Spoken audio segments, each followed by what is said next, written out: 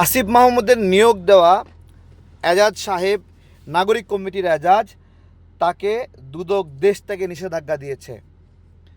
ওইদিকে আসিফ মাহমুদের পিএস, তাকেও দেশ থেকে নিষেধাজ্ঞা দিয়েছে। এখন এরা যারা এই দুর্নীতিতে জড়ায়ে পড়ছে, শত শত কোটি, হাজার হাজার কোটি টাকা, তারা তো আসিফ মাহমুদকে ব্যবহার করে এটা করছে। তাহলে এরা এই ধরনের দুর্নীতিতে জড়ায়ে পড়ছে, এটা প্রমাণিত। নাহিদের যে পিএস, তার নগদ কেন্দ্রিক যে দুর্নীতি, সেটাও কিন্তু প্রকাশ পেয়ে গেছে। তো এরা, এদের পিএস, এদের দেওয়া নিয়োগ দেওয়া লোকেরা এদেরকে ব্যবহার করে এতটুকু দুর্নীতি করছে, তাহলে এরা কতটুকু দুর্নীতি করছে চিন্তা করেন। তাহলে আসিফ মাহমুদের নামেও দেশটাকে নিষেধাজ্ঞা দেওয়া উচিত কি না এই সময়ে এসে, সেটা আমি জিজ্ঞাসা করছি। এরা এখন যুব সমাজকে, দেশের মানুষকে স্বপ্ন দেখাবে, দুর্নীতির বিরুদ্ধে লড়াই হবে, দুর্নীতির বিরুদ্ধে জিহাদ হবে, কিন্তু নিজেদের যে দুর্নীতি, নিজেদের যে চুরি, তার বিচার কবে হবে? দেখুন, খুব করে স্মরণ করেন, ইলিয়াস ভাই ফেসবুকে পোস্ট করেছিল, মহাখালী ডিওএসএসে আসিফ মাহমুদের তত্ত্বাবধানে নাগরিক কমিটির লোকেরা প্রশাসক নিয়োগে, সিটি কর্পোরেশনের বিভিন্ন ওয়ার্ড, তারপরে কাউন্সিলর, এগুলো নিয়োগে, প্রশাসক নিয়োগের জন্য ইন্টারভিউ নিচ্ছে। আচ্ছা, বলতে পারেন একটা রাজনৈতিক দল, তারা ইন্টারভিউ নিচ্ছে প্রশাসক নিয়োগ দেওয়ার জন্য, তাতে কতটুকু লেনদেন হচ্ছে? সেখানে কিন্তু টাকার অ্যামাউন্টটাও লেখা হয়েছিল, যে কত টাকা করে নিয়ে এই নিয়োগটা দেওয়া হচ্ছে। তো সেটাই আর কি বাংলাদেশের মানুষ দেখছে। আজকে ঢাকা উত্তরের এই খবরটি সব জায়গায় ফাঁস হয়ে গেছে। আসিফ মাহমুদ নির্বাচিত, আদালতের আদেশ পাওয়া ইশরাককে নিয়োগ পেতে দেয়নি। কেন পেতে দেয়নি? ঢাকা দক্ষিণেও একটা প্রশাসক সে নিয়োগ দিতে চায়। দেখুন, আদালতের নির্দেশে নিয়োগ পাওয়া তাকে পর্যন্ত সে এখানে বসতে দেয়নি। তাহলে কতটুকু কর্তৃত্ব? গাজীপুরের যে প্রশাসক নিয়োগ দিছে, সেইখানেও এদের চুরিচামারি প্রকাশ পেয়ে গেছে। নারায়ণগঞ্জে একজন প্রশাসক নিয়োগ দেওয়া হয়েছে। আমাদের শফিক সাহেব, সে বলেছে যে তার ভাই নিজ যোগ্যতা দিয়ে এই প্রশাসক হিসেবে নিয়োগ পেয়েছে। তাহলে আমার একটা জিজ্ঞাসা, তার ভাই যদি নিজ যোগ্যতায় প্রশাসক হিসেবে নিয়োগ পায়, তাহলে তার ভাই, তিনি প্রেস সচিব হওয়ার আগে এরকম একটা সাকসেসফুল একটা দেখাক, যেখানে নিজ যোগ্যতা দিয়ে সে নিয়োগ পেয়েছে। তো এরা এরকমই। সার্জিস আলম এখন দুর্নীতির বিরুদ্ধে বিরাট বিরাট কথা বলবে, নিজের শ্বশুরে বিচারক বানাইছে, সেও আবার বলে নিজ যোগ্যতায় সে বিচারক হিসেবে নিয়োগ পাচ্ছে। তো এদের দুর্নীতির ছোটোখাটো ফিরিস্তি, আল্লাহ যদি বাচ্চা রাখে, কথা দিলাম এদের দুর্নীতি দিয়ে নাড়া দেব। এদের যে গডফাদার ডক্টর ইউনূস 666 কোটি টাকা কর মওকুফ নিয়েছে।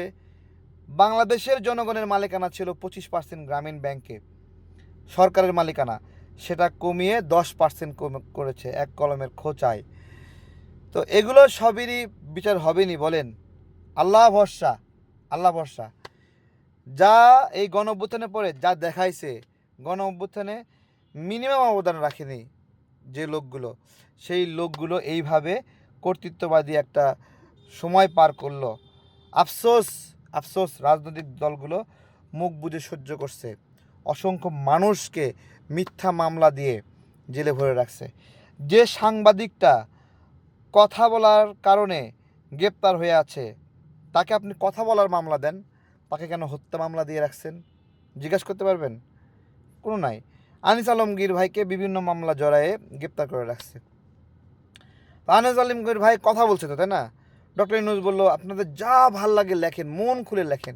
এখন মন খুলে লেখা আনিস আলমগীর ভাই খাইলো ধরা, মন খুইলা বইলা ধরা খাইলো। তাহলে এই যে আহ্বান জানালো যে আপনি মন খুলে বলেন, এই ছিল আপনার মনে, আপনি বলেন তো, এর উত্তর দিতে পারবে? আমার কাছে জানা নাই। এইভাবে অনেক গুণীজন, অনেক ব্যবসায়ীকে আটক করে রাখা হয়েছে। 353টা গার্মেন্টস বন্ধ করা হয়েছে, কারো কাছে কোনো জবাব নাই। এই গার্মেন্টসগুলো কেন বন্ধ হয়েছে জানেন? এই গার্মেন্টসের সামনে কিছু ছোট লোক গিয়ে মব সৃষ্টি করছে, গিয়ে বলছে তুই আওয়ামী লীগের দোসর, কিন্তু ভিতরে ভিতরে তো টাকা চায়। টাকা দিলে সে আর দোষর হয়নি, সে ব্যবসা করতেছে। যে টাকা দিতে পারে নাই তাকে দেশ ছেড়ে চলে যেতে হবে, গার্মেন্টস ফালায় রেখে চলে গেছে। 353টা গার্মেন্টস, 18 লক্ষ নারী কর্ম হারাইছে, তারপরে আরও লক্ষ লক্ষ পুরুষ কর্ম হারিয়েছে। এখন সব গার্মেন্টস কর্মীরা ঢাকার ভিতরে ঢুকে রিক্সা চালাচ্ছে, কিছু করার নাই। পুরো ঢাকা শহর অটো রিক্সায় ভরে গেছে। মানুষের তো খাইতে হবে, বাঁচতে হবে। ডক্টর ইউনূস তো কাউকে খাওয়ানোর সক্ষমতা নাই, খাওয়ানোর সক্ষমতা নাই। কোনটা ছাইরা কোনটা বলবো বলেন, কোনটা ছাইরা কোনটা বলবো? ফেনী নোয়াখালীতে বন্যা হলো, ডক্টর ইউনূস বাংলাদেশের ইতিহাসে কোনো দিন কোনো বন্যা, কোনো দুর্যোগ, সিরোর, আইলা কোনো দিন 2 পয়সা দিয়ে দেশের মানুষকে হেল্প করে নাই। কি করলো? ইউনূস ম্যাজিকে 100 কোটি টাকা বিদেশি অনুদান নিয়ে আসলো। এরপরে সরকারি কর্মকর্তা কর্মচারীদের 2 দিনের বেতন কাটলো। এবং এই যে সমন্বয়করা ঢাকা বিশ্ববিদ্যালয়ে কোটি কোটি টাকা এখানে এসে জমা হলো। 2 ট্রাক চাল চেয়েছিলাম আমরা, বড় একটা খাদ্য কর্মসূচি করছিলাম, বড় প্রায় 12টা চুলায় এক নাগারে জ্বলছিল, সারাক্ষণ খাবার রান্না করছিলাম, চাল শেষ, টাকা নাই। সরকারকে বললাম চাল দেন, আমাকে শর্ত দিল নাগরিক কমিটি করবা তাহলে চাল দেওয়া হবে। দেখেন কীরকম রাজনৈতিক এজেন্ডা নিয়ে এই দুর্যোগকে ব্যবহার করেছে, নাগরিক কমিটি করে চাল দেবে, অথচ নিজেরা 2টা খাওয়াতে পারে নাই।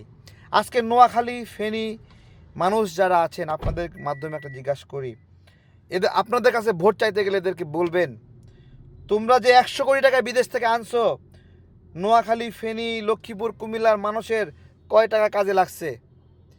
তোমরা যে কোটি কোটি টাকা ত্রাণের টাকা তুললা, এই হাসতে ছাড়তে জিজ্ঞাসা করবেন।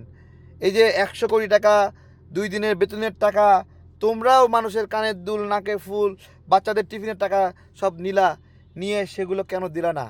উত্তর দিবে আমরা ত্রাণ তহবিলে দিছি। ওটাই প্রশ্ন করেন, ত্রাণ তহবিলের টাকা কেন নোয়াখালী এবং ফেনীর মানুষ পায়নি?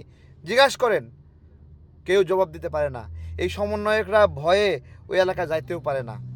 জিজ্ঞাসা করবেন, হাতিয়ার মানুষ আপনাদেরকে নাকি হান্নান মাসুদ খাওয়াবে, কোন নেতা কাউরে খাওয়াতে পারে না।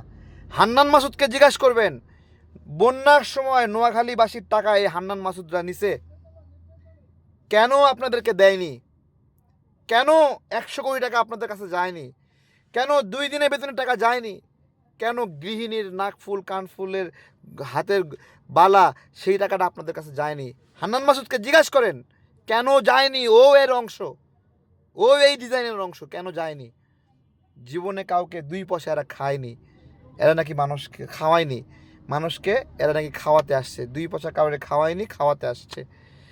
ঠিক আছে, বাংলাদেশে বড় বড় শিল্পপতিরা লোন নেওয়ার ক্ষেত্রে খোঁজে সবচেয়ে কম ইন্টারেস্ট কোথায়, 12% ইন্টারেস্ট, ও খোঁজে 10% ইন্টারেস্ট, 9% ইন্টারেস্ট কোথায় পাবে। অথচ এদেশের গরিব মানুষ 2 মুরগি কিনবে, ছাগল কিনে একটু ইনকাম করবে, ছাগল পেলে তার কাছ থেকে 40% 42% পর্যন্ত ইন্টারেস্ট নেওয়া হয়েছে। এই করে হাজার হাজার কোটি টাকার ব্যবসা বাণিজ্য দাঁড় করে ফেলেছে।